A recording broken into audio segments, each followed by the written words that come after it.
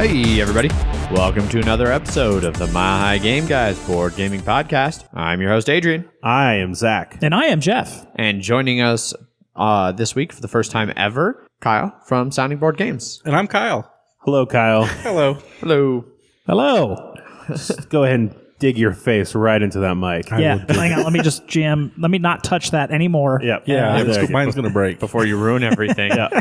Our guest ones are real shitty. Yeah, we need to... Things see need how to it be is. upgraded. Why did it break so fast for being least used? Oh no, that was my old one. Oh, okay. We got the hand-me-downs. I did. Yeah. It's okay. Yeah, it's fine. Adrian just kept fussing with it. Because I can't not over-tighten everything. Just bolt it fucking right down. Yeah. As a matter of fact, before you got here, Jeff, I was under the table tightening all the bolts on the table legs because I thought it was too wobbly. Yes. That's So, impressive. I offered to re-loosen them, but he did not take me up on it. You offered to shake the shit out of my table. Yeah. Until it was loosened again. Yeah. Anyway. Free of charge. Yeah. Anyway. It's the services of a friend. Yeah, thank you for that. We have a tradition for new guests of the show. Oh, crap. Yeah. Yeah. Don't worry, it's nothing like your show where you make people eat disgusting things, Yes, Kyle. that's okay. No, we have people tell us a little bit about how they got into board gaming and kind of their history with games, what kind of games they like, stuff like that. So how did you get into board gaming? So we started about 2012, and basically we were going to thrift stores and finding games, and we were getting duplicates, and I had to figure out a way to log them, and I found Board Game Geek, and I realized all those games were horrible, and then I started buying good games. So that's kind of how we got into it, and then we started going to some of the meetups in Denver and meeting a lot of different gamers, and it just took over our lives. As board gaming tends to do. Yeah. So, do you remember the first board games that you ever played? Yeah, the first one we ever played was Dungeon Lords. Is that the Dungeon and Dragon game? No. It's the Dungeon Pets Oh. original one. Oh, yeah, okay. By Vlada Chvátil. Yeah. Yes. I think it is Dungeon Lords. Yeah, that's the first one we played. Yeah. And the second game we played was Twilight Imperium 3. So, Like literally the second board Yes. game you ever played? so So that you got your first one down. You're like, okay, I Yeah. understand the concept of board games. I get it. Now let's do TI3. So we played it for 6 hours, Uh-huh. and then we tore it down because we had not started yet. We were still reading the rules and trying to figure out how to play it. That's how many people were there? 4 new gamers. Okay. So, and then we were playing a lot of Catan and things like that, and I didn't fall in love with the hobby until I found Trajan. That's Gotcha. the one that sucked me in. Okay. Just really sucked you right in there. It did. So you have a YouTube show. Yes. Me and my friend Cameron, we have a show called Sounding Board, and we do board game reviews and stupid internet challenges because we're stupid. Fantastic. Vote of encouragement for your own show there. So how did Sounding Board come about? Like, how did you meet Cameron? How did you guys decide to do a YouTube show? And how did you decide especially to focus on the internet pranks? So we met at Board Game Republic about 14 months ago. So we were playing the Crokinole tournament they had there. I love Crocodile. Yeah, Crokinol's good. So we were actually playing against them, and we ended up just talking BS forever. And I had a Feld is my homie t-shirt, and he came up and said, all right, we're going to be friends, and we were. So then in about about December of last year, we were joking on a Facebook post about we should have a show where we do stupid challenges, and we said, yep, let's do it. So we filmed about a month after that, so jumped right into it because we're dumb. Yeah, I mean, that sounds about like the history of our show. Yep. Hey, we should do a podcast. Okay. Two weeks later, recording an episode without having a name of a show. Yeah, we were not planning on doing this for long, so it's gone better than expected. But I think we get most of our audience we get from the stupid challenges more than the board game, sadly. So, but hey, it's fun. We do just stupid things you see on the internet, like hot wings challenges and No. bean boozled. No. No wings. We've done some God. horrible stuff. Things are all right. No, not the hot ones. I've been ruined. Oh, that picture that I have of me just literally dying. Yeah. So we did, we actually did hot chili, and we Okay. did this thing called I forget, it was some challenge, and then Ghost Peppers was the last of it, and it wasn't bad. Not bad. I think it was pretty diluted. So. Okay. Gotcha. This one was not diluted. No, we've never done just a straight up Ghost Pepper. Probably will at some point, but You should get the Reaper X. yeah, Reaper X or whatever. There's some new one beyond that.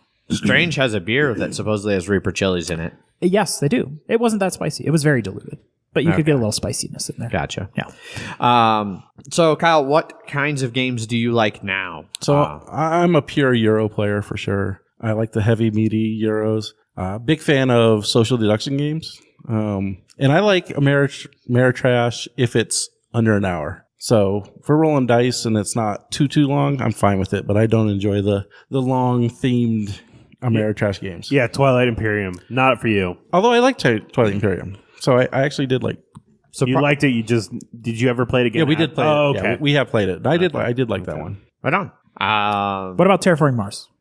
Love it. Good. Okay. All right, you're okay. Yep, you're all right. That was That's my number 2. yeah. Well, it's good that you saved yourself there because as we were discussing in the group chat prior to recording, we're not sure why you're here because you don't drink. I'm not a big drinker. No. Yeah. Cameron has tried. We do beers on our show as well, and that's all Cameron. Yeah. He brings the beers. I drink them, and I don't understand how they work. I don't get the hops and malt. I can't tell the difference of any of that stuff. It just tastes like grass. Which that is my excellent transition into what we're drinking by setting up the fact that Kyle is not drinking anything. I am not. Literally nothing.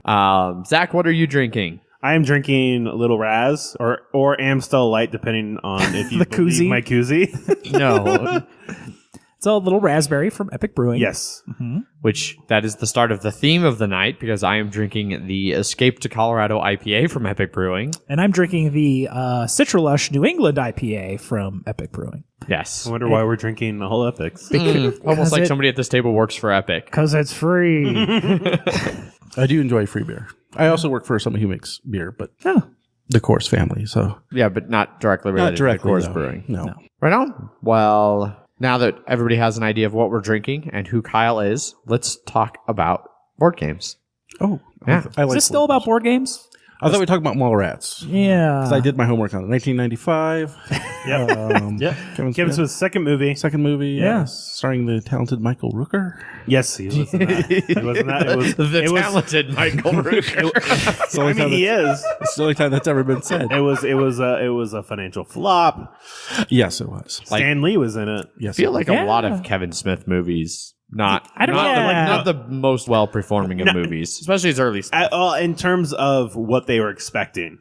Unless you've seen Okay. Yoga Hosers. Hosers. That's a great movie. That's a Kevin Smith movie. Yes. Yeah.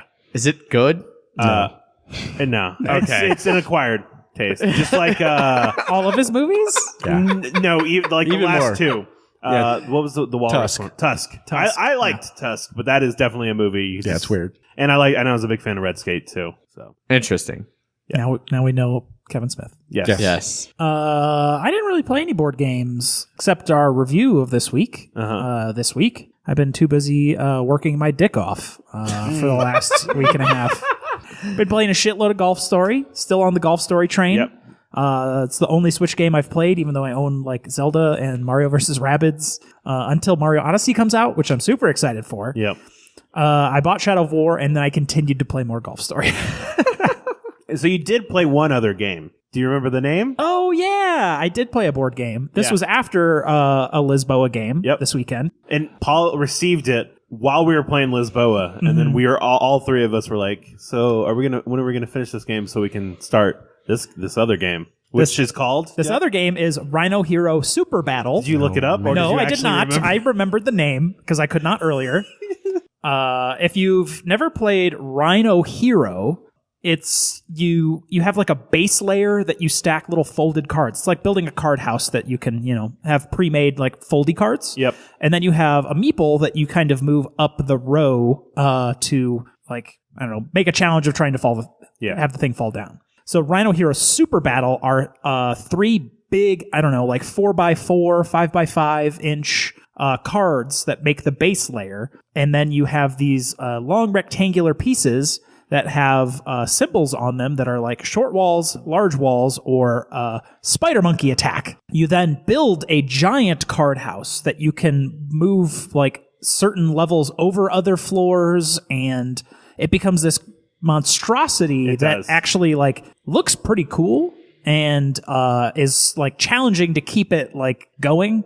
It does need quite the level table because we got super tall on ours. Yes. So Rhino Hero, the first one, is just you're building one skyscraper that One single like tower. Whereas this one is because you have a wider base. It becomes like you have different towers and like intersecting ones. One of the ones we built, it was like 2 towers with a giant hole in the center that connected up higher. Yeah, it was like that building in Shanghai that just has like the one bridge in the middle. Yep. Yeah, they got real big and real wobbly. So the super battle changes because it's a little more competitive. It's a lot more, yeah. Yes, that's another word for it. You each have your own superheroes, like Giraffe, Penguin, like the Batgwin, which is a Batman Penguin. Giraffe Boy. Yes. The Big E for elephant. And then... And Rhino Hero makes the return? Yeah. And if you own the original, you can put in the cards from the original, I guess, but you can make it 5-player just by taking the meeple from it, and then that's like a 5th-player meeple. Okay. It's a lot of fun. Like you build up these layers, and you're just constant. Like once it gets to that 2nd or 3rd layer, it's just constant. Like oh fuck, what? Oh shit. Especially because you have these little spider monkeys when you have a spider monkey attack. There are these little cardboard cutouts that you have to put on that floor, and so it makes you interact with it more. And it's supposed to hang on there, but it's like there are only 4 of them, and whenever you use all the ones on the ground, you have to start taking it from the buildings, and so you can make it pretty precarious and be like, I'm gonna hide it behind these things, so someone has to grab it, and they're like, oh son of a bitch, and there's also a die for moving your hero. Yeah, so the whole key of the game is you have a 6-sided die that's like -1 through 3. And with like 2 1s on there, I think. Yeah. And you roll the die and you move up or down that many floors. But if you go on the same level as another hero, there's a red and blue die as attacker defender. But like the attacker die has like 2 6s, 2 4s, and 2 2s. Yeah, the evens, and the other one has odds. And then whoever wins or loses has to move their meeple down a level. So you can challenge people, and a lot of interaction with this. Yes. A lot more than the previous one. Why down a level? Because you attacked them. It seems like it'd be more sturdy down a level, so moving them down. Or but then they have to. I mean, they have to get their piece. They have to take their character from where they were and move it. And they're moving it from a precarious level to a more stable level. That's at no point is this tower like not precarious at any level. Because if you knock if it's more sturdy on the bottom, it's just still the act of having to interact with the tower from moving things off of it and putting things. Is there any reason to want to be higher on the tower? You win. Okay. When it gets knocked down. Yeah. I knew this. I was leading you guys to explain that aspect of the game that you want to be. Fuck off, Adrian. We're talking about it. Yeah. I had a lot of fun. We played like 3 games of it, and then we got real drunk at Paul's housewarming, and played another game of it drunk, and that was also fun. Yep. I'm real I had a lot of fun out visiting my family, but I really wish I could have went to Bullshit Paul's housewarming party. It sounds like it was a bunch of fun. There's a lot of people I didn't know.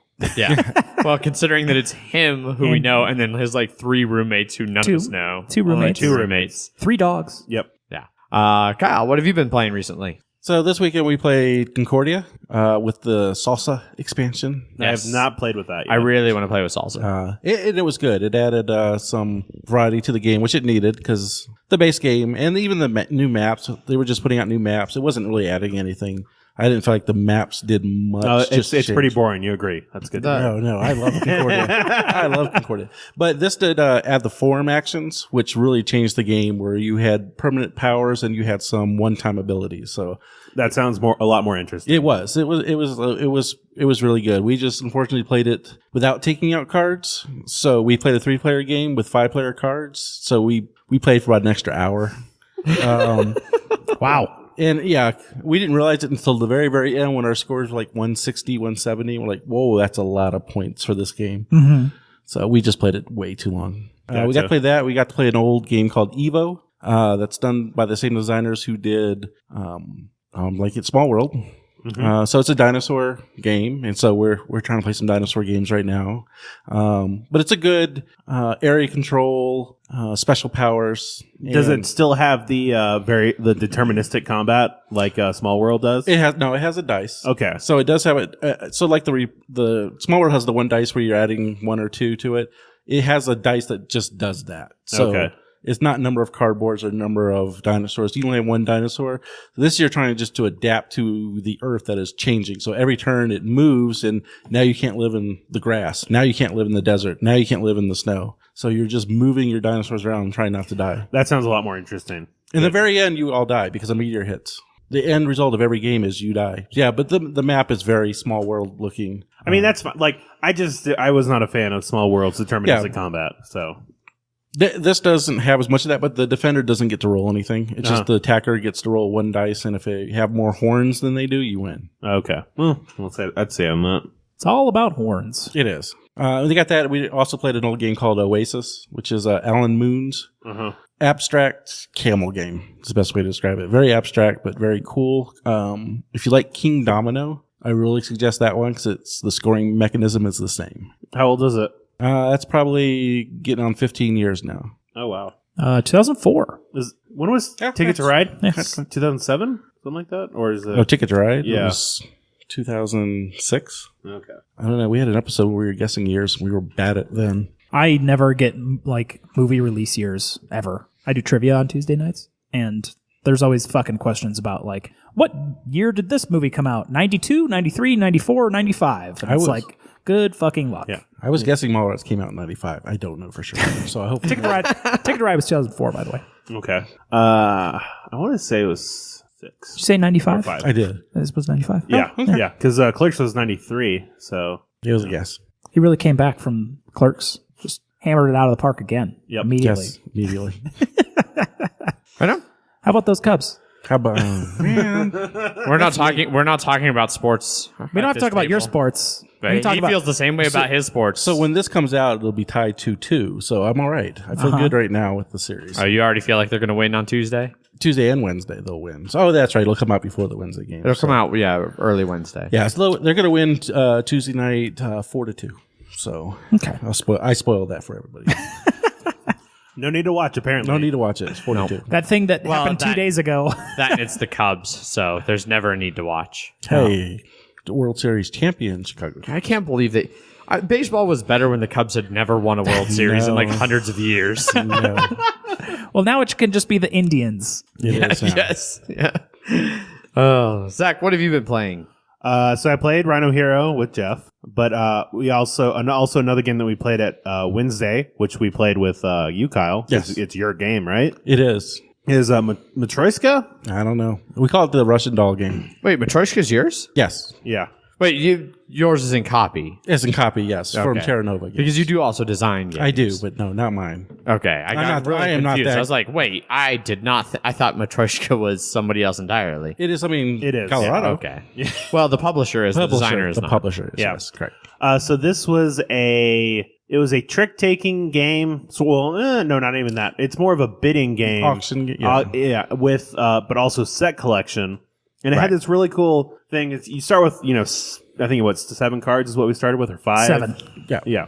And then on whoever's like main turn it is, they draw 2 cards and then they choose you put the 4 cards out at the beginning, or at Yeah, the you end? put 4 cards down, so you're trying to give.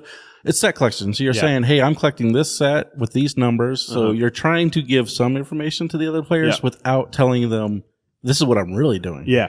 So after those 4 cards, whoever's turn it is draws 2 cards, and then they put a card out that it's just like, I'm offering this one up, and then everybody else given the information of the couple cards you've put down, will offer up a card to you face down. You choose whoever card you choose, you give them that card that you offered up, and you take theirs. But you just put it in your hand, and everybody does that. And then basically what happens after that is you take those the 4 cards you played before, you put them back up, and then you put 6 cards down. It could be 6 entirely different ones. So if through the art, just through hand management and stuff, you're just like, oh, I have better sets to do, and you get sets based on how many cards of the same numbers you put, because there's 10 different suits In the 5-player game. You take out suits for less. But yeah. and they're numbered anywhere from 1 to 5. But then you also get, if you do unbroken row cards too. 1 to 7. Yeah, what did I say? 5? Yeah, 1 to 7 is what I meant to say. And so if you do like 3, 4, and 5, you'll get points based on that. And 3, 4, 5, 6, you'll get even more and stuff like that. Okay. And it slowly gets to the point, like halfway through the game, you start getting to the point where you're like, all the cards in your hand, you're like, I just want all of these cards. And You're like, you look at what they have on their board and you're like, okay, I'm going to offer them this card because I know they don't want it. And then all of a sudden you see they're like, oh, I'm going to take that 3 that you chose. And you're like, oh, God damn it. Because you didn't realize I was collecting 3s or something like that. Exactly. So, and we had people do that, switch strategies midway through. And you're like, what? You're doing the 7s now? Yeah. And it started to become really cool because especially if you see someone have like the 2 of green and the 4 of green, you're like, oh, I have that 3 of green. If they give a card, if they offer a card that I want, I'm going to fucking be able to give it to them. And it like, you know, you can try and talk with some people to be like, it's open negotiation. Yeah. And you basically just keep doing that until the end of the game where you basically put down, you have 14 cards in your hand and you just put down 13 of them. And it was a lot better than I thought it was going to be when I first started. Yeah. It's a hard game to explain. Yeah. All 5 of us, the 4 new players were all just like, as soon as like when we started, we're like, we have no idea what's going on. But like after the most of the way through the first round, we're like, okay, now we get what sort of this game is. It's like, hey, you put down cards, but then you're going to pick them up, and you can put down more cards and pick those up. Yeah, and I really like the fact that you always have to offer up a card, even if you don't want that one. And you get to the point where you're like, almost all my cards are amazing, and I don't want to offer any of these up. Right. So it was, I would definitely play it again. I liked it a lot. Right on. So the designer is Sergio Halaban, who is one of the 2 designers behind Sheriff of Nottingham. Yes, which is a fabulous game. Yeah, I just got the expansion for that. Good. Merry Men. Oh, you did? Yes. Oh, awesome. I have to see, though, I have to compare the cards because I might need to get a new copy of Sheriff. Yeah, because they get worn pretty bad. Yeah. Or sleeve them. Just sleeve a couple hundred of those cards. Yeah. Yep. My copy might not be worn as bad if you wanted to swap copies. Okay. But awesome. Yeah. I enjoyed that one a lot. So I got to play a bunch of different games because I spent the weekend out at my grandma's house for her 70th. And so when I go out there, there's not a lot to do besides play board games. So we play lots of board games. I got Wordsy to the table from Gilhova.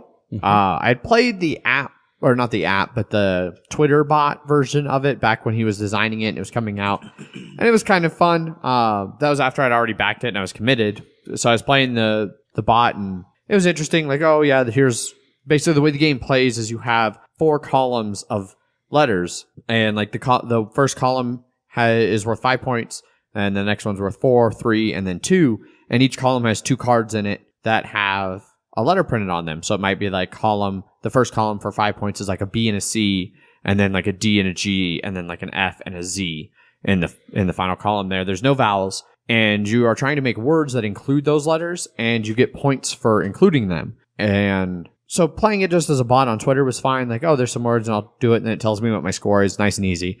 But I wasn't sure how to actually play sitting down with real people. And so I ended up getting to play it, and it turns out it worked great with like my grandparents and some of my aunts and uncles. Like, they're all really into word games anyway. Like, they love Scrabble, Words with Friends, things like that. And so just being able to play a game where we were all kind of on an even keel. It didn't have any particularly weird mechanics or anything. I didn't have to teach them anything new that they didn't already know about. Like, hey, here's some letters, try and put them in words. And so yeah, it went really well. The most interesting point came in like I think it was like the second or third game of it we played. Megan did a word that was some like nursing word that had to do with like physiology of a human being. And I could see the light go on over my grandpa's head like, oh, I didn't think about that I could do that. Because he's a vet. And so sure enough, the next round, he did like a whole bunch of really long, obscure veterinary terms and things that scored bunches of points. So smart people do well.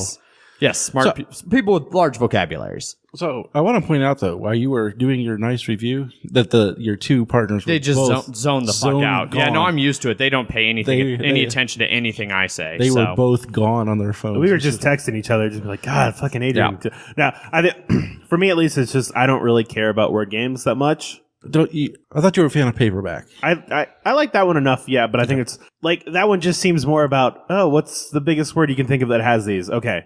I am bad at word games too, and it's not necessarily that I'm bad at them as much as it just doesn't interest me. Just trying to figure out what's the biggest time I know, the word I know, having these constraints, and then that's mainly the game. Yeah. So see, I personally like everything related. Like, I get excited when I learn new words. Like, words, vocabulary, language is something that interests me. So I'm a fan of it. They're just games that make me feel dumber. In addition to Wordsy, I finally got to try out Soul. Last Days of a Star, which is a Kickstarter game that I backed a long time ago and had received and never found time to play. Mm-hmm. And I played the solo like after everybody went to bed. It's actually sitting right behind me here. I played off to the right a little bit of you, not directly behind you. It is behind me. Yeah, the camera can see it. It's okay. Yeah. There's no cameras. It's right there. That's all I'm just saying. It's right there. Anyway, that's the game that's right behind you. Jesus.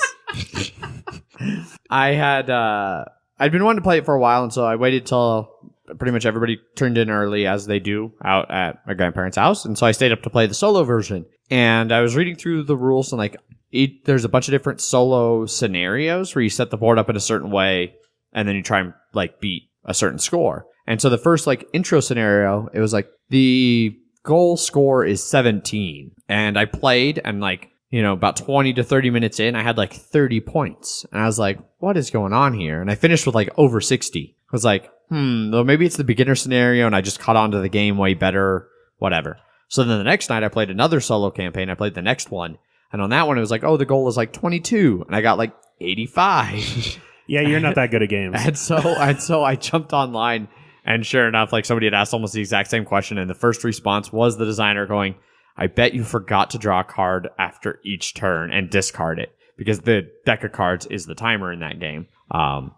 But so the basic principle behind Soul is that you are one of up to 5 different races who are all living around this dying star. And you have to build up enough momentum in your arc ship to escape before the sun goes supernova and explodes. But the problem is all the things you do to gain momentum take energy out of the sun and cause it to become less and less stable. So you draw from the instability deck, and every now and then it causes like solar flares and things like that that can hurt you. Like if you have too much energy built up, you lose your energy. If, and then they might have effects tied to them depending on the game. There's a whole bunch of variants that you can add in, but what are the main mechanics of it? I don't know how it's broke them. Well, I don't know how to describe any of them. I'm sure it's Adrian's favorite. It's just roll and move. That's the game. Roll and move. Great game. Yes, it is totally roll and move. It has action point allowance system, area movement, pattern building, and route/network building. Ooh, yeah, yeah. The last one, but none of those yes, and I can see where you would call it route/network building, but it doesn't feel like that on the board. The biggest thing is so there's different rings going down into the sun, and to the outer two are there's an outer orbit and an inner orbit, and you could move freely between those, but then to go down through the 3 different layers of the sun, you have to build gates. And so that's where I think kind of the path building is where you have gates that you can drop down another layer and another layer. And the deeper you go, the higher the rewards, but also the more cards you're going to draw when you activate things down there. It's also interesting. I haven't played it multiplayer yet. I really want to. But when you do play multiplayer, you can freely activate other people's stations and things that they place on the board. And you get a reward, and then they also potentially get a partial reward. When did you receive this? I got this earlier this year. It was when the Kickstarter delivered. It looks cool. Yeah, it's their only game so far. Yeah, and back on the Kickstarter, part of the reason I actually made the decision to back it in the first place, one, I thought their art and everything that they had at the time looked really good. But they mentioned that it might not ever be available at retail. So I don't know if I'll review it. I want to get in touch with them and see if they actually have decided to ever do a retail release. If they will, then we'll consider reviewing it. Otherwise, sorry you missed out. Yeah. And I've had a lot of fun playing it. There should almost be a ban on out-of-print games because it just makes you sad. Oh, well, out-of-print's different from never being printed. Yeah, you're never getting this game. You don't like poking that stick sometimes? No. Guys, look at all these great games we have that you can't. And I've played them where you're like, oh, this is amazing. Oh, you can't buy it. Sure. Well, that's great because then you can review CMON games. Can be like, look at this amazing game that you didn't back because of Kickstarter. So you can't really get this one. Yeah, you can get this slightly the best of both watered down version of it. The cool thing is upside down. It's 7OS, I believe. Yeah, that's right. I agree with that. Yes, I think it's 70S. No. What's an operating system? 70s. 70s. It is 70s. Yeah, it's the 70s. 1970s is when the sun started to die. And it's too much cocaine. It was way too much cocaine. Never. But they kept shooting cocaine into the sun. And this will get it going. It started getting really frantic, and it just burned too much energy just trying to run around. Yeah. Way too much. So I played a bunch of other games, but I won't talk about every single game I played. But it was nice to actually have a week with a bunch of gaming in it for me. It's been a little while since I got to go nuts like that. Me too. Yeah. See, that's the benefit of being fun employed. I get to play a lot of games. Yeah. Um, Some of us have jobs at this Yeah. table. Yes, like majority. Half, like That's just mean. At this one and a point. half the halves of the table. Almost a quarter, like 3/4. how do you get 1.5 halves? I don't know. It's math. It's math. It's We know you're not good at math. But that's so. It's complicated. You won't understand. Jesus. I hate you all. And then speaking of being fun employed and getting to play games, you'll be too late by the time you're listening to this to catch it live. But I am going on Tuesday to do a 2-player gaming session with Edward for Heavy Cardboard. Which game? So it is a mystery. Ooh, do you know? I have a pretty good idea. Okay. TBD. It is since this comes out after the fact, I don't mind saying we are more than likely going to be playing 2-player Le Havre. Oh, I have not played Le Havre. That's probably his To the Twitter. his requirements. Oh God, his requirements for the game was something that that he knew and didn't have to teach.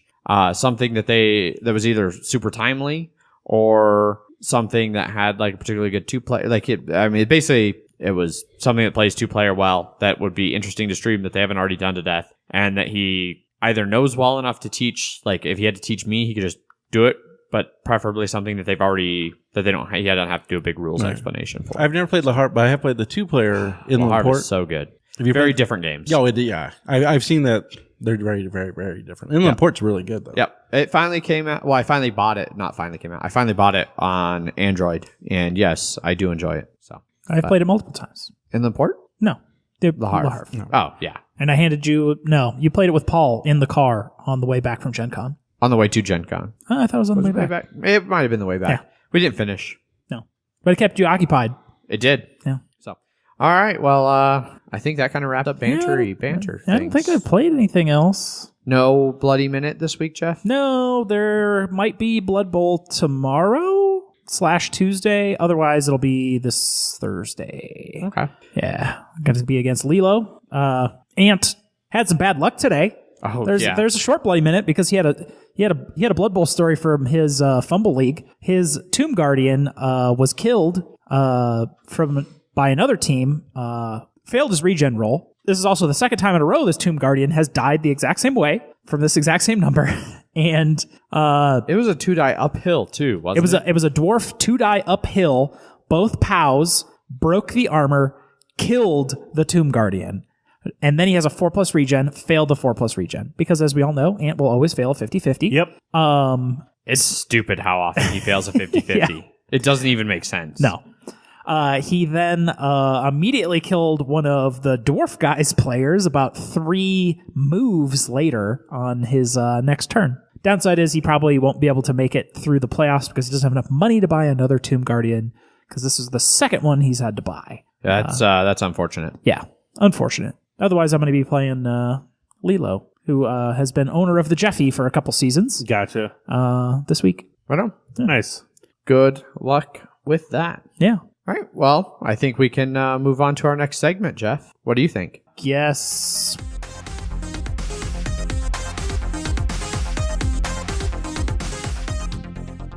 We're going to move on to news and Kickstarters. I guess we'll do news first because that's what we've been doing lately. So that's what I'm going to do. First up in news is the Games Workshop is making their own board games, and they have been for a while, and now they have a new one. They're taking pre-orders for Warhammer Underworlds, Shadespire.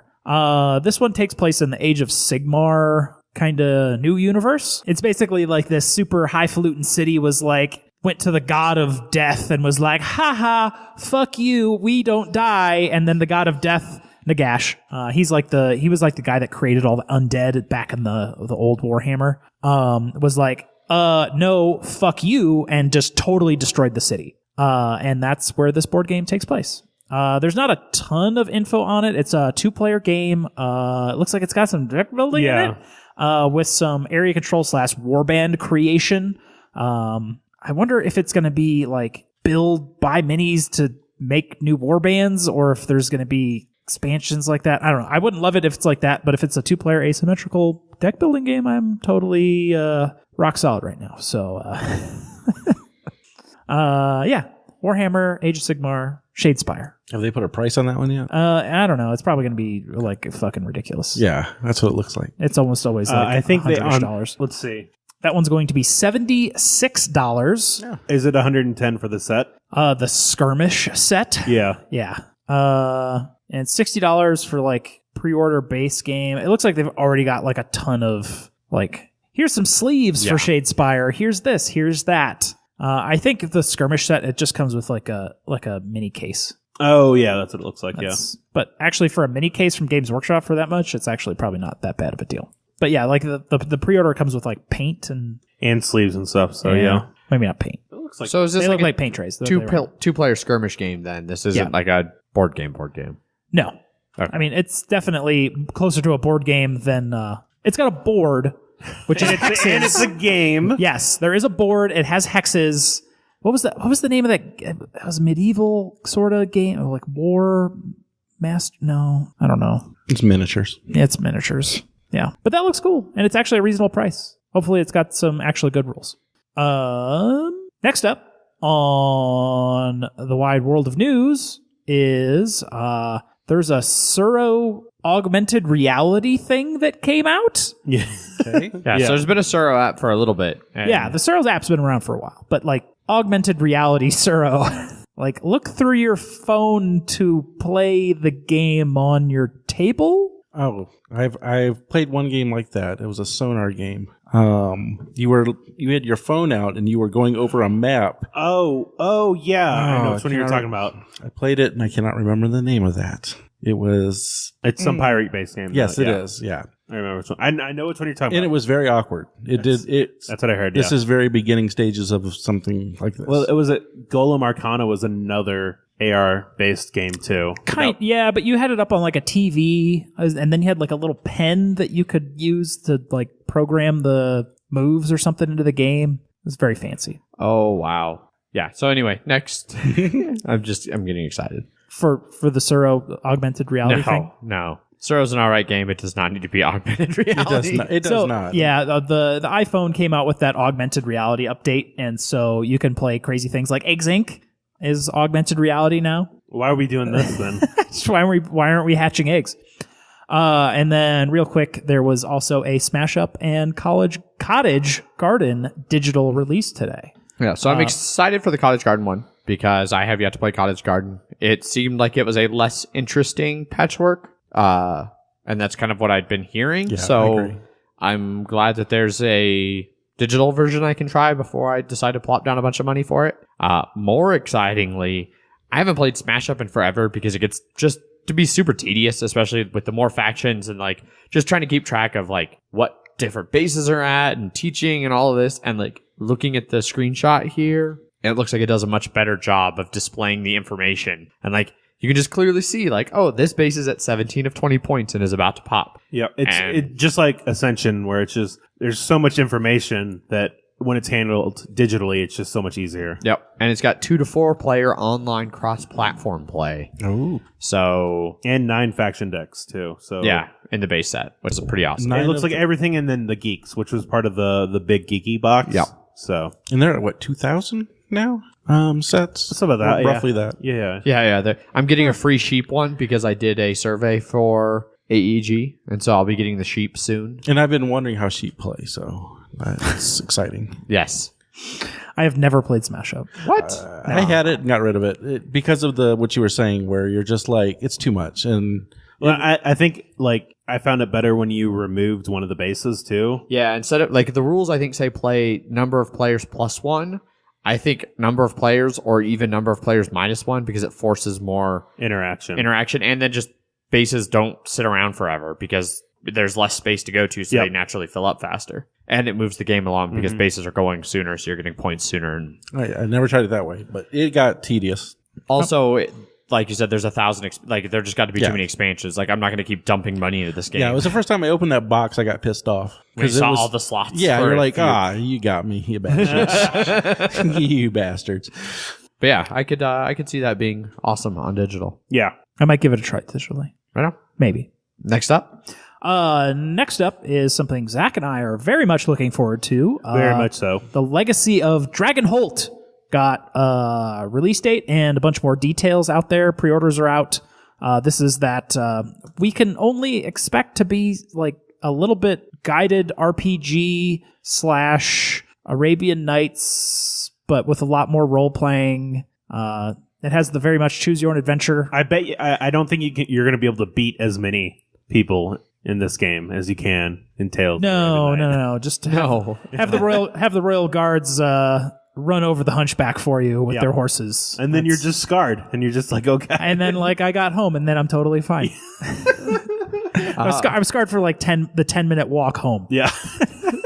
Just deeply shaken until you got to your comfy bed. Yeah. Yes. So I'm a little confused. I thought this was a board game show, and we're talking about something that's not a board game. Dragonholt is No. definitely Tales of Arabian Nights. Tales of Arabian Nights. Oh, yeah. So it's Are you not on? What's your Arabian Night train riding that you're on? that I'm on. Have you played it? Oh yeah, we own it. We can't get rid of it because it's too heavy to ship anywhere. Do you not like Tales of Arabian Nights? It's just not a board game.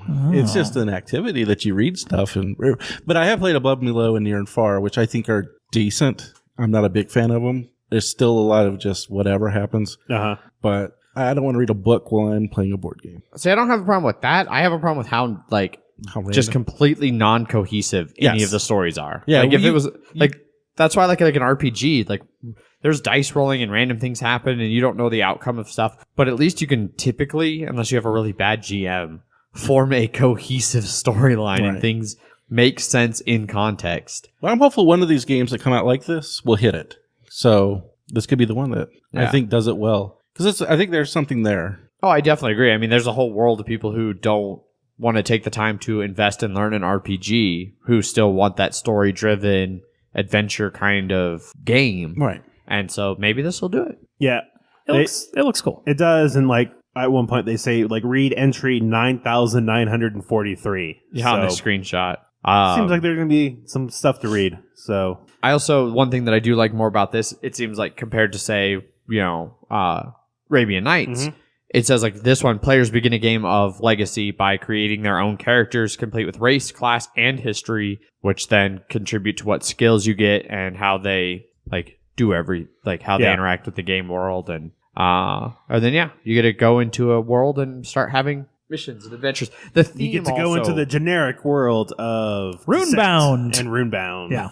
although this still that theme, that high fantasy theme appeals to me way more than No, the Arabian Nights I wish theme. it wasn't high fantasy, but So I'm more excited for Legacy of Dragonholt. And how much was it going to be? Like some amount on of cool money? stuff it was 60? 51. Yeah. And it said it was going to be released in November at some point. So Yeah. And MSRP's I think is only $60. yeah. And good thing Cameron will buy this, so I don't have to. There you go. Yeah, I want to buy it too. I want to buy it as well. I'm more excited. I'm interested in this. It seems like it has more of a That's what I figured. Yeah. a narrative thread that you can follow and things happen. Same thing like Gloomhaven. Like there's a story that's cohesive and makes some kind of sense. And even if you branch off into weird angles of it, Side quests. yeah, exactly. That's Arabian Nights. It's all just side quests. Yeah, exactly. Side quest the game. Yep. It's side quest within side quest within side quest. Yeah. But Yeah. Welcome to your worst year, where just every day some bullshit happens to you. Unless you're Caitlin and you just randomly become Sultan. Yeah. I mean, she sent her men to run over that insane hunchback that I was like walking away from. Yep. And little did I know, walking away from him would get him trampled by the royal guard. Yes. That's just known. Yeah. Known. It is known. I should have known. It was my first time playing. I didn't know. You didn't know. You didn't read all 1,001 of them. No. No. He stopped at 2. Yeah. anyway, next up. Next up is no more news because news is done. If we didn't talk about it, it didn't happen. There was no other news in Yep. gaming. Nope. I mean, Nothing. or otherwise. Or otherwise. No events happened in the world in the last week. In any way, shape, or form. Ireland didn't get hit by a hurricane today or something. I didn't even know that could happen. Yep. Yeah. Hurricane Ophelia? Yeah. Yep. Okay. Next week they are having Alex Jones on the show, so that's pretty cool. We'll see how that goes. On this show. On the show? Yes. That's what I heard.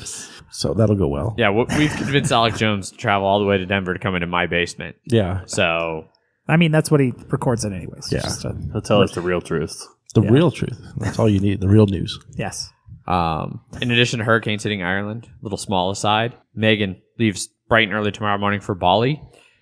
She just found out that starting about 2 weeks ago, one of their big volcanoes started rumbling.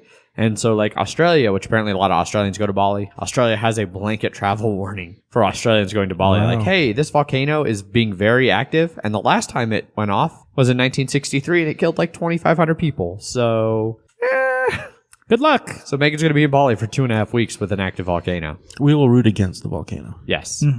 Joe versus said Yeah, volcano. we will on Joe's side. Yeah, we'll be on Joe's side. Anyway, now the news is done. We can move on. Yeah, now news is done. That's all the other news. On to Kickstarters.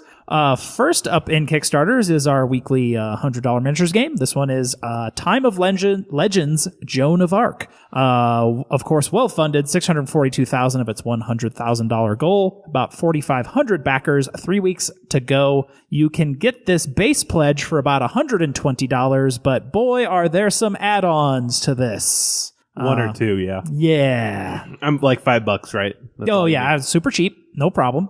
So it's a miniatures game with the French versus the English, with a twist, because there's sometimes the devil and dragons. So the base game will come with the French army and the English army, but then there's also the Holy Army, which is like unicorns and angels.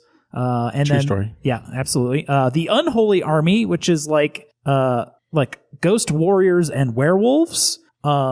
Lots of stretch goals and things like that. And like a crazy amount of miniatures and like terrain. The terrain is super cool because it's all like pre-made tiles Oh, shit. that you can put in. Oh, never mind. Okay. The first one that pops up, it has the subtext. Cross of the Hanged Wolf scenario, 3D demo board for convention, not for sale. Like, I Yes. thought that was the actual terrain you were about to talk about. No, that would be cool, but it does actually come with terrain hexes to make the game. And, out of. and with like trees, rocks, church, and stuff And, like that. and lots Yeah. of buildings. Like big house, small houses, church. Yeah. Ooh. And some of the cool things is a lot of the big like unit pieces or like multiple miniatures on like one base. All of the like tokens and cubes and stuff, there's a shit ton. Lots of cards, all that fun stuff. But the optional buys is where this game gets fucking nuts. $60 for like extra halberdiers and bowmen, terrain, etc., etc. You can pay $30 for the devil. I didn't know you were so cheap. Yeah.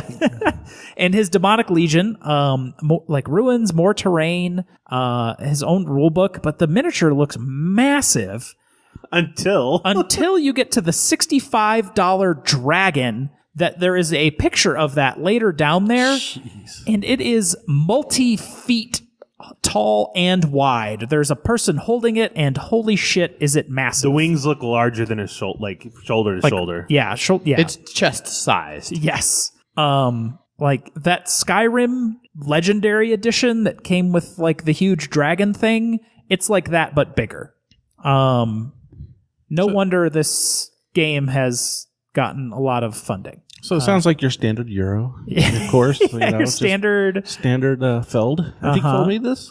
Yeah, yeah. It's not Yes, Feld. Feld's known for making giant dragons. Giant dragons, and most of his game, people don't know that. No. So this is from Mythic Games, who partnered with Monolith to make Pantheon, which we had talked about a couple months ago. Mythic Battles. Pantheon. And then Monolith are the ones that made the Conan games. So this is another kind of spin-off of that, but not from Monolith, but someone that partnered with Monolith. Yeah, all their stuff looks real cool. No idea what this game plays like, besides it's a skirmish game. But Do they have play videos? Just curious. Yes, there are. Okay. There are There are many play at videos. the bottom. Yeah, and it says that it's played in 2 different modes, scenario or battle mode. And so in a scenario mode, they've got a bunch of them in the core box, and it sets up a scene and describes a situation, which can be anything from a select group of heroes investigating dire rumors of witchcraft to a sudden ambush featuring dozens of soldiers on either side. And then battle mode, it's 2-player skirmish kind of game. Or you can just play like, French versus English. Yeah. No need for the devil. No need to throw the devil in here. Well, and you can play with both the angels and the demons can be independent or allied with either the French or the English. You could just be like, yeah, those dirty Frenchies are clearly allied with the devil, while us English are the holy warriors. Or vice versa. No context. Yep. Nope. Just I'm gonna cut that in and just throw that in randomly. just be like, yeah, it's like, so what'd you play today? Well, the French are allied with the devil. We was the dirty French. Yes, the dirty French. My bad. I don't know why this game needs a Joan of Arc theme specifically, but Yeah. Yeah, I was quite shocked to see that the devil showed up when you guys were telling, like, when I saw this on the list of games, and it's like, oh, a Joan of Arc game, cool. It's like a historical battle game. And like, oh wait, there's a giant dragon and the devil. Indeed. Well, Joan of Arc, Time of Legends, 3 weeks. Lots of money if you need yourself a sweet-looking miniatures game. Next up in Kickstarters is Detective City of Angels. Another well-funded, 118,000, but it's 40,000 goal, 1,400 backers, a little bit more than 2 weeks left to go. You could pledge this one for $64 for the base set or $89 for the base set and its expansion. Zach, you were kind of interested in this one, right? Yeah. So this one is, it looks to be like very similar to like Sherlock Holmes Consulting Detective, but with the twist or whatever you want to call it, the fact that one person is like actually working against you to try and get you to not figure out what's going on. Because you're a detective, you're trying to, you have these cases that you're trying to figure out. And so you're going to be investigating people, and then you're actually going to question them. And they have, like a couple different types of responses in the person, and this is called the chisel for a reason. I don't know. If you watch enough noir movies, maybe you would understand. Yeah. But you get, that person will choose what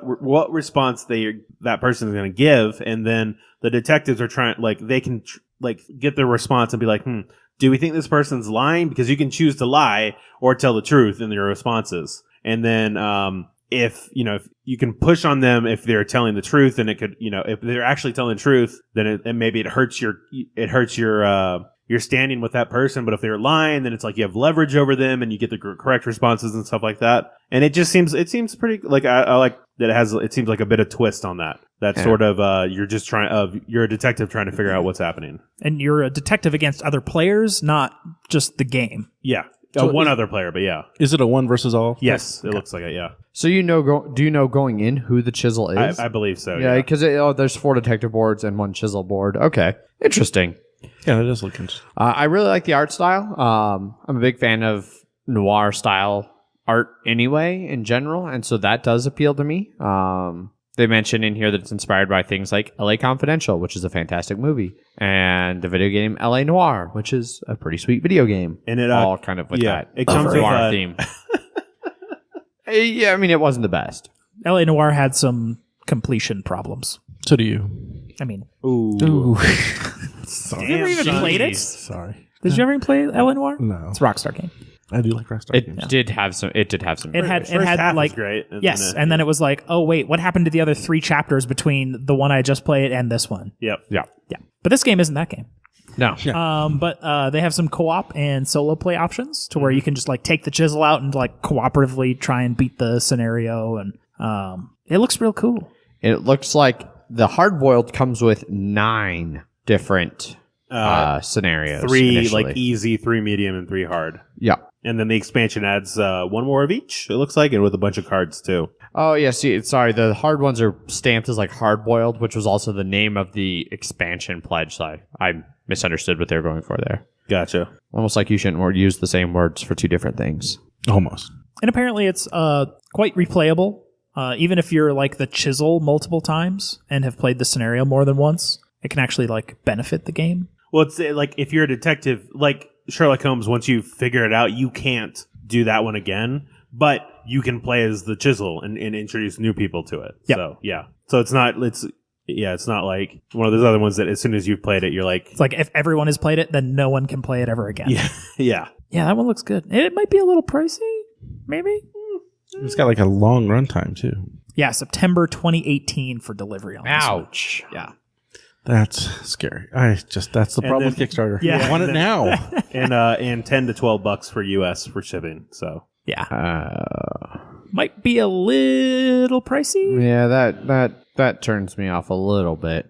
But it is a creator of at least 10 other Kickstarters, so it can only be so bad. Anyway, next one. So that was Detective City of Angels. Next up on Kickstarter is Dice of Unusual Size. This one is funded, 25,000 of its about 13,000 goal, 600 backers, about week left to go. There is a ton of different pledge levels for this one, but you can get the, good one for about $36.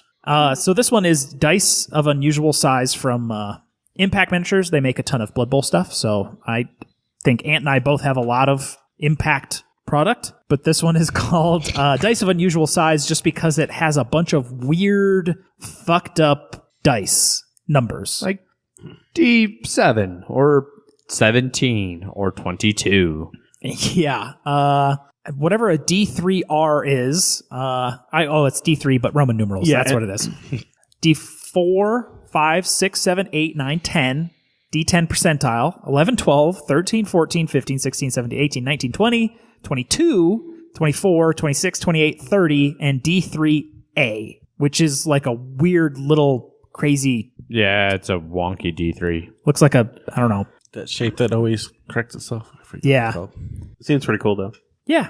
Like $36 for 25 dice of unusual size. If you ever wanted any crazy size dice that you're like, man, I wish I could roll this die and not have to re-roll when I get the wrong number. They have a two-sided die that's a day of the week one, so it's D7, but it's Monday through Sunday. That is actually cool.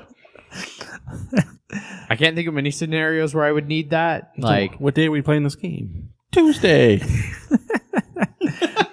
but yeah, tons of weird dice. So if you need, you can get a football D6. It's available only in brown. well, it's a football. And actually, we have those in the Monopoly NFL comes with that. So that actually exists. I mean, they're not very far off from the bullet D6s in not Bang the Dice game. The Tiny Epic Western. Epic Western. Yes. Yep. The day of the week die is the stupidest thing ever. Until you need it. Yeah. Until it's like, oh, I knew I should have bought that for $2. Yeah. Oh, you can buy that by yourself. By itself. Yeah. Yes. Good weather, bad weather die, severe weather die. Yeah. That's how they actually do the dues. I mean, the weather. Yeah. They actually In use Denver, that it as- sounds about right. Yeah. Yeah. Let me just roll the die and hurricane. Anyhow, That would be Anyway. impressive in Denver. yeah, you never know. Yeah. Ireland just got hit by a hurricane. Yeah, well, it's near water, so it's... One thing we don't have to worry about. Yeah, if I see a weather pattern starting to develop over Sloan's Lake,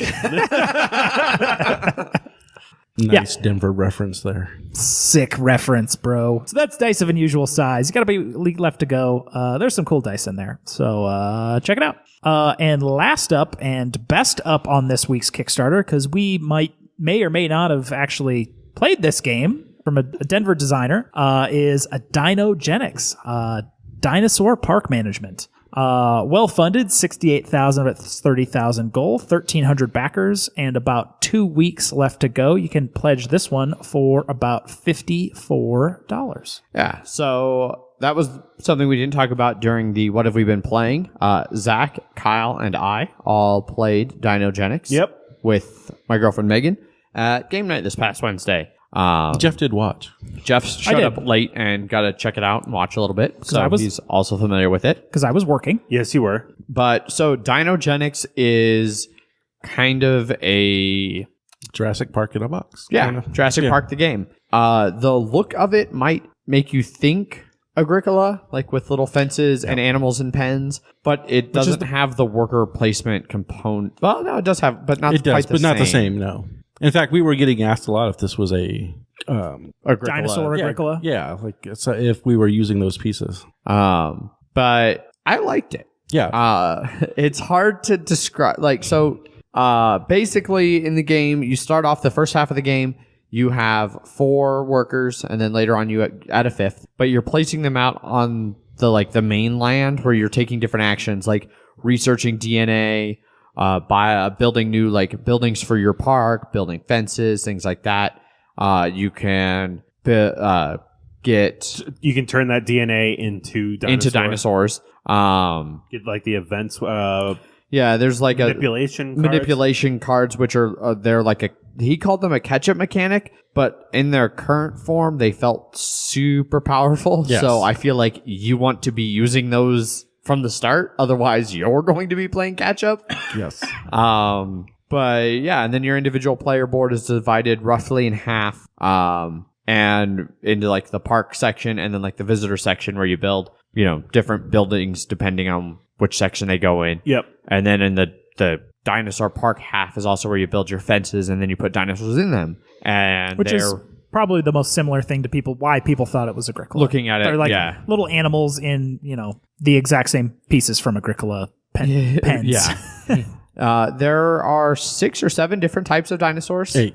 I think there's 8. Was there 8? Oh yeah, there is 8. I look right here and then 8 yes, dinosaurs. there are 8. And they are all dinosaur-shaped meeples. Yes. Different. Triceratops, Stegosaurus. There's one that's a mutant, which is when mutant Stegosaurus. Smash 3 different types of DNA together. Yeah, like the first time I saw that one before I saw there were mutants, I was like, what fucking dinosaur is this? It's like, that's a really weird way to do a raptor. And then I saw that, wait, no, here's clearly the raptor. Yeah. What the fuck is this? Yep. It's mutants. And they all have different rules about how big of a pen they need. Some of them, like the Ankylosaurus, because it's got its armor, it can be penned with other dinosaurs and not cause dinosaur riots. Yeah. Whereas the T-Rex So the official name of the rule? Dinosaur riots? Dinosaur riots. Okay, good. Dinosaur riots. All right. Yeah. AKA Rampage. Okay, Yeah. that's the word I heard. Yes. The T-Rex is if they don't get fed or they roll 2 dice instead of 1, so they really mess things up. Or the Raptors are clever, so if they have the ability to kill somebody. Well, so their rolls all count as the super bad. Both of their bad rolls count as super bad. Yep. Which they're going to have custom dice in the actual game. The prototype cost. we played just used a normal D6. So he was like, yeah, these ones are this and these ones are that. But, yeah, it's easy enough to figure out. So. You guys played on one of 2 copies that exist, period. Yes. Yep. Yeah. So my biggest thing, what I think this is going to attract is the people who like dinosaurs but don't like the conflict in most dinosaur games, because there wasn't a lot of conflict going on. No. Other than going where somebody else wanted to go. Normal Euro blocking. The denial part, yeah. This is a straight up Euro. You have a little bit of, you can go where somebody else goes, but there's so many limited actions, you can't really afford to do that. You can't go, I'm just going to be here to block. Yeah. I need to do what I need to do. So I think the aggressiveness of evolution in some of those games that this game doesn't have, where it may draw in that audience that doesn't like competitive, like the mean games. Right. I don't know. I liked it. Like I said, I got some of the feel of Agricola, like largely just how I totally got when people come by like, oh, it's just like Agricola with dinosaurs. It's not nearly as punishing. And things don't come out on the board the same way. Like the main board where you place your workers is totally different. There's no resource buildup or anything. No. Like that. I did like that they had like these breaking news cards. So every turn there was an event that was happening, and it could be like, oh, if you create a dinosaur, you're going to get a scandal because, it's bad, or get rid of the scandal, or you just can't go to a certain spot. Yeah. So I like that they added that every turn is one more thing. You're like, oh, this is what I have to prepare for. But you get to see what. And that was the thing I was going to say. Yeah. You see it a full turn in advance, so you could kind of prepare that, like, oh, this thing is coming down the pike, and I have to be ready for it. Because when we played the last turn of the game, or the second to last turn of the game, we saw that the card that was going to come up was you can't go to Site A. And so, Site A and Site B are how you get most of your DNA cards. So we were like, we need to try and get those now because it's going to be a lot harder to get some of those at the last turn because half of those are unavailable. Yep. And I think people will recognize Lords of Waterdeep in this. Yeah, I can see that, yeah. As far as the workman placement goes, and can't go where somebody else is, that type of thing. That'll feel familiar. Even they said the corruption was inspired by the expansion. The scandal. Lords of Waterdeep. Yeah. So some of the mechanics will definitely feel similar there. That individual player boards will feel familiar for people who've played Caverna, Agricola. It definitely you can see where its influences lie. I think the theme was well done in this game too. Yeah, I thought it came through really well. Yeah. It felt very Jurassic Park. Like, they obviously, due to copyright reasons, Right. can't mention that anywhere in anything, but I don't have those same restrictions. Yeah. So I can say that, like, it felt very Jurassic Park-esque if there was, like, a competitive Jurassic Park where we're all building our own. And, Parks. yeah. Yeah. And then for some reason, all using the same facilities back on the mainland. Yeah, that's what we do. But I liked it. I am definitely interested in playing it some more. Definitely. And he's bringing it to Game night again this Wednesday. the next couple weeks. Get And some he's going to playtests. be doing some... We're filming tomorrow night with them for a sounding board, so we're Nice. excited about that. We get to show the game off a little bit, so Yeah. I know. Yeah. Even like the pre-production, I thought it looked Oh, yeah. pretty well done. Yeah, Dinosaur for being- meeples are awesome. Yeah. They said they're going to have to do a little bit of tweaking on them because some of them are very fragile. They have weak points. And so there'll Yeah. be some tweaking, but I like where they're headed. Yeah, when he opened one of them, I think it was like one head or something was broken off, just because. Yeah. And then there was another one they found later that was also broken. Yeah. So I did the classic move. Megan picked up the broken one. Or not Megan. Somebody else walked in and they were looking at them and they reached and picked up the one broken one. And they were looking, they're like, oh, I think this one's broken. What'd you do? oh my gosh. Oh, and like the Kickstarter, some of the stretch goals that were already unlocked were for your own player board, that they're double layered, and that the visitor one is going to be double layered too. Yes. That would be a massive improvement for this Yeah. game. We even have our own update on the Kickstarter. Oh, You can and- see a picture of us. and I think one of the best ones is that they changed the meat tokens to be goats now. Yes. Yes. The $65,000 upgrade was that the meat tokens are now actual little goats. Not actual goats. Representational goats. Right. That would be a good expansion, though. Just The goat expansion. like the Cubs. Oh. World champion. We need to get them to the 82,000 though, because I want the double-sided destroyed tiles. Because right now, if a dinosaur destroys a tile, you just flip it over and it's just a like gray background. Right. I want a double-sided version where the artwork is that thing just wrecked by a dinosaur. And then we're going to talk about the thing we're not supposed to talk about. Oh yeah, that other thing that is a super Secret. secret thing. We will not that- talk about that. Yeah. But yeah, so check out Dinogenics if you're looking for a worker placement Jurassic Park type dino game. One last thing, sorry, is that the plastic insert that they unlocked. It is so it's backing for it, but I already asked him about it. And he said that they were going to make sure that it fit with sleeves as well. So Oh, yeah. It's very important. yeah, as someone who owns the Champions of Midgard Kickstarter box, it is important.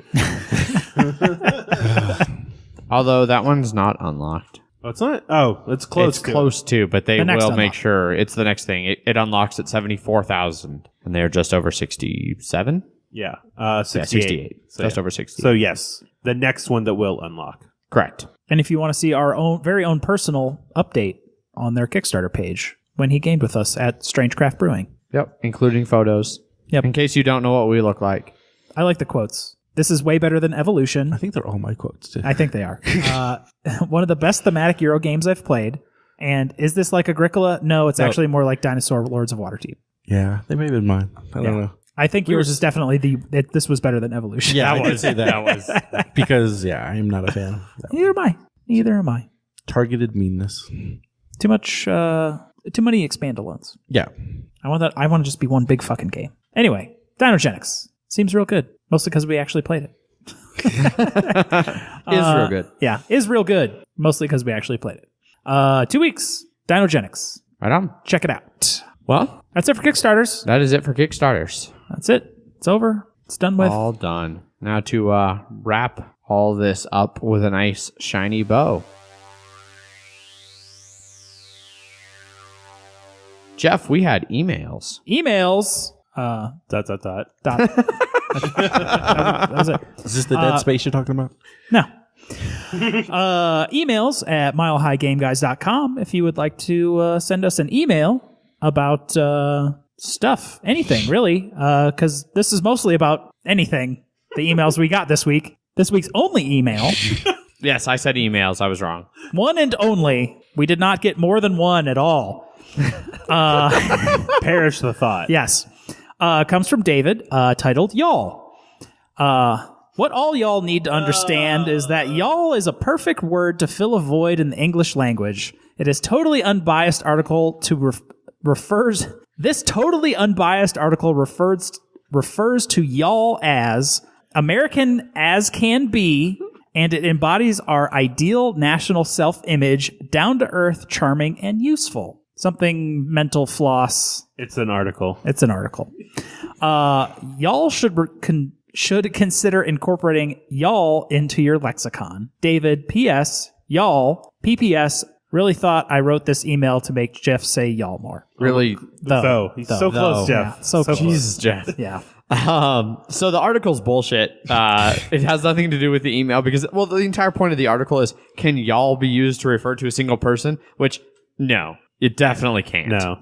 Although I It's a have very heard, long article. although I have heard people say things like all y'all, which would imply that there's multiple y'alls. All you all. Ugh, that's just... But even then, I All still y'all? think of that as like there's multiple groups, which are y'all, and then all y'all fall into one. So am I the only one from the South then? No, I'm from the South. Yeah, like that's just a word. I hate that word so but much. it's just there. It is there. I can tolerate it when other people say it, but when people have texted me, y'all, I'm like, fuck you. I don't know if I ever texted. So I've started using it more recently. So I went through cycles with it. Like I got stationed in Georgia when I was in the military, and so I really picked it up big then because everybody just always says y'all. You just end up saying y'all. I was there for 20 years. I didn't pick it up. Well, you're weird. You don't have any kind of an accent. I know, I'm amazed at how you lived in Georgia for 20 years and don't even. I made sure the entire time.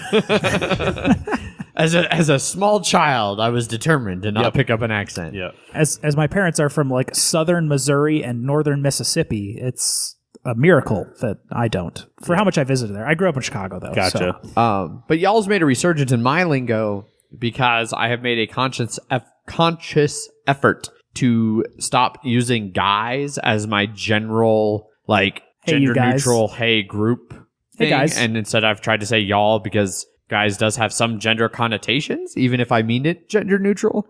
And that bothers some people. And I would rather not bother people if I can help it. I'd like to bother. I mean, I like to bother people, but it's generally more targeted than just accidentally offending somebody. That's why I use jackwagon. There you go. Jackwagons. Do you say you? It is, but Jack. I Yeah. should switch it. Yeah. Jill Wagon. That's just So thank you, David, for Yes. y'all email. Yes. I have to give you credit, Jeff. Your y'all sounded much more natural in that email. I know how to say y'all. Well, yeah, but it sounded super forced in the last I know email. because it was super out of place in the previous email. It was, to be fair, it was a little bit. If anybody else wants to email us about things such as the positive qualities of y'all, how can they do Please that? don't. Emails at milehighgameguys.com for all y'all email preferences. Correct. I just want to say, if anybody puts it in Board Game Geek in an attempt to make me read it, I will just read it as you all. Let's test him, guys. Speaking of Board Game Geek, We had a reply to our episode from last week about biases. Yes, we did. So this one is from Daniel. He reads, "Great discussion." Period. Done. Thank you. Sorry.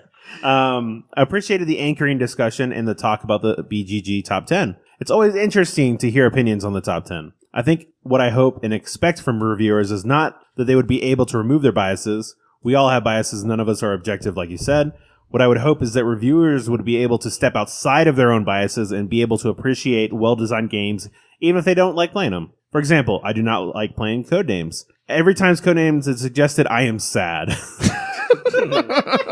Oh, I just, play Codenames and I just, a frown starts appearing. A little tear. On his heart. Yeah. It hurts. Yeah. It actually physically hurts. Yeah.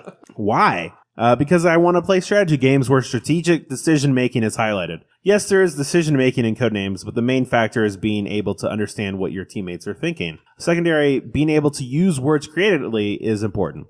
Strategic decisions are only third. My job is very people-oriented, but less strategic, so I don't want to play a social game when I'm off work. I rarely get to play games, and so when we do and it's wasted on Codenames, I'm sad. But stepping outside of my own skin, I realize that Codenames is a brilliantly designed game. It has so many different dynamics going on, from the table banter to great combat mechanics to being simple to teach but multi-layered and thinky. I've convinced many people to play this game, and I've introduced it to many people. Why? I think they would enjoy it, even if I don't. I would rate it a 9 or a 10, even though personally it's a 6.5. Many podcasters / reviewers never step outside their own skin like this. They just don't like a game. It's not in their wheelhouse, and that's that. Done. Your podcast format forces you to think outside yourself because you have such different tastes, which I appreciate. Just the conversation and disagreement makes you try to understand each other. I mean, I don't know how much I try to understand Zach or Jeff besides just scream how wrong they are into the microphone, but I get where you're coming from. So was this all in prelude to Lisboa? Yeah. So you're just getting ready for it? Yeah. This actually bias. works out fantastic as a lead up to Was Lisboa. weeks and weeks of conversations about objectiveness and bias. Yes. So I personally think that Daniel loves Codenames. I think he's just admitting it. I mean, a 6.5 isn't a bad score anyway. It's definitely not a 9 or a 10. I mean, I rate board games like video games, so it's garbage. Absolute 6.5 garbage. is just 6.5 is just hot. Anything under steamy. 8, might as well just burn it in a trash fire. But yeah, thanks Daniel for the Yes, thank you very awesome much. reply. We do try to, somewhat shelve our biases. It helps that I don't have to worry about totally shelving mine because I know Zach will cover the blind spot where my biases keep me from seeing something, and hopefully vice versa. Like currently, your blind spot is Yokohama because you can't see it right now. Because it's behind you. Yeah, Yeah, I can from here barely see Argent. Really back there. yeah. Euphoria is pretty far back also. This is why you need a rear view mirror on your computer. I don't at all. Anyway, It's still eliminate anyone's- blind spots. If anyone's sneaking up behind you, how are you supposed to see that if you don't have a mirror on your laptop? Jeff's been able to murder you so many I times, gotta- and he chose not so to. much. I gotta assume that one, I would see them come through the door that I can clearly see. There's no windows or other entrances. Laptop's not behind in me. here all the Yeah. time. If you ever see me look at you, Adrian, and then I just you hear me go, nah, and I shake my head. That's because he's about to stab you with something, and I'm like, not right now, Jeff. Not today. Not today. He waves me off. See Jeff right here in front of me. When he's behind you. He's When not- you're sleeping and he's right above you, he's like, And Zach's just, we're both there. And Zach just waves me off. not right now. Yeah. Jeff's just waiting for the day of I'm just go ahead. we just like to know that we could. That's really what it is. Yeah. Christ. It's harder now that Megan's back. I mean, you were just sleeping by yourself the whole time. She's in on it, though. No wonder I haven't been sleeping well lately. There's been a knife. I just an inch- sense that death is imminent. Yeah. I mean, there have been punches, but yeah. That's, Yeah. The Charlie horse. just hitting him in the middle of the night. Ant punched me in the face at Gen Con because I was snoring, apparently. At God, least that he was says you? he I thought did. that was Ant. I thought that was you. Oh, was that? Maybe that was Adrian, though. You could hear him from downstairs. I heard somebody. No, you did not hear me from downstairs through a closed door. There were multiple people snoring in that house. It was... It may have been me. I don't know. Yeah. I was real drunk that one. Anyway. And you were sleeping with your fucking head right back, so get it. Yep. Anyway. Enough of We're this. talking about sleeping habits right now. Enough of the show. We're going to wrap this up. If you would like to get a hold of us, you can email us. Emails at milehighgameguys.com. You can find us on our Board Game Geek Guild number 2731, where Zach posts awesome in-depth posts about the games and discussions we're going to do. That are always relevant to the game that I'm talking about. Yeah. You all should read the Lisboa one, no matter what. Yeah, The first paragraph is pure goddamn gold. yes. Yeah. Zach does good work over there. So go check out our guild number 2731 for those awesome posts. And feel free to post anything else that you want to, have us chime in about. You can also find us on Facebook and Instagram /MileHighGameGuys. You can find me on Twitter. I tweet under @MHGameGuys. I am Zach_MHGG. And I am Jeff_MHGG. Kyle, you have a Twitter for you and your show. We are Sounding Board CO. It's for Colorado. Ah. Is there multiple sounding boards? We cannot use Sounding Board and whatever. We couldn't figure out what to put else with it. It's not for chief officer. It is for Chief Officer. Oh, Sounding_board. We tried that too. That was taken. _sounding_board. Sounding.com. Org. Soundingboard.emails. .biz.tv. We are emails at email.com. Yeah. Yeah. So multiple ways to get a hold of all of us. You can also, find Kyle and Sounding Board on YouTube. We are YouTube/Sounding Board, so we did get that. There you go. Ooh. Nice. I'm sure we'll be on there at some point, or at least I will. I just have to line my schedule up with their recording schedule. Oh yeah, no, we're all you You are going to be all on there. Yeah. Jeff was going to be on an episode, but he died on a mountain. So Yeah, I hiked a 14er or something that day, yes, all day, and then we didn't get back until way late. died on a mountain. died on a mountain. We were sad. I did four 14ers that day. I know. Yeah. We also have a Slack channel. Check out the show notes on milehighgameguys.com for a link to our Slack channel, where Zach occasionally will just sit and chat with the Slack the entire time we're recording episodes. Because Is that what is happening today? Because why not? No, not today. Okay. Last week. Big That's time. right. We had live Slack chats. Yeah. Yeah. So, and then be sure to tune in on Friday to catch our in-depth review featuring Kyle as a guest of Lisboa from Vital Lacerda and Eagle Griffin Games with art by Ian O'Toole.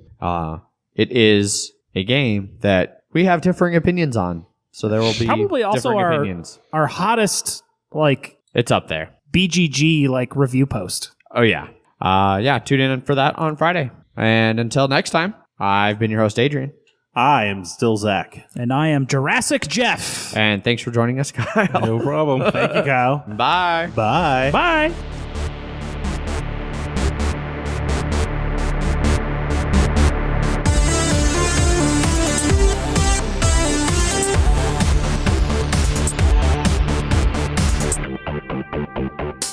My job is important.